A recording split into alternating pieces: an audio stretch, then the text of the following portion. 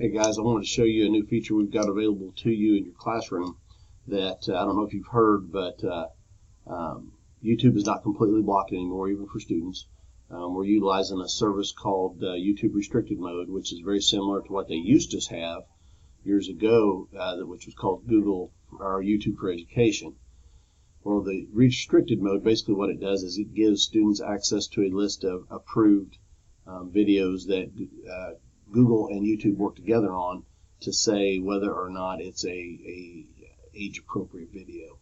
Now, a lot of the times, videos that you want to use in class aren't necessarily bad videos, but they are not on the restricted approved list for reasons like, it could be anything, like there's obviously a lot of health and science and things of that nature.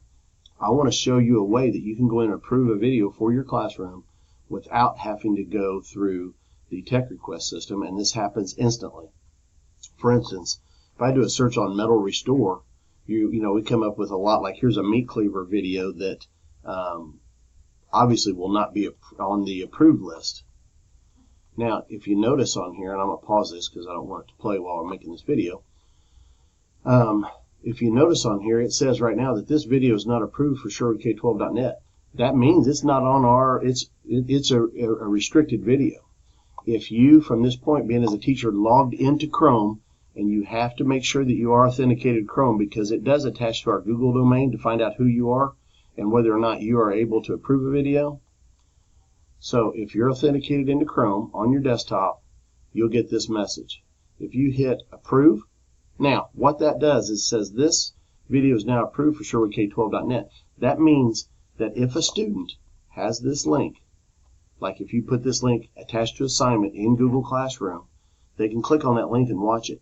Now, if they do a search inside of YouTube for Very Rusty Cleaver, which is part of the name here, under normal circumstances, regular YouTube would take them to that video.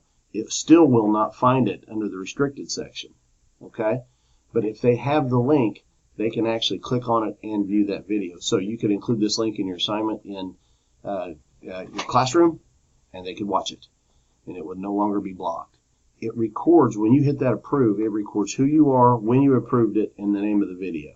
So it is recorded on who approves what. This is not a free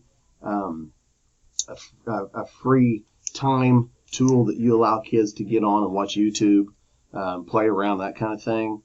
That's not its intention. It's intended for you to have a more functional classroom environment. I do realize that YouTube videos are going to become more and more prevalent. This is a way to kind of rein in the chaos and to kind of help protect the student as well as us from content that is undesirable. Now, is it a fix-all? Is it still possible for things to come up that was unintended? Absolutely. So still be careful.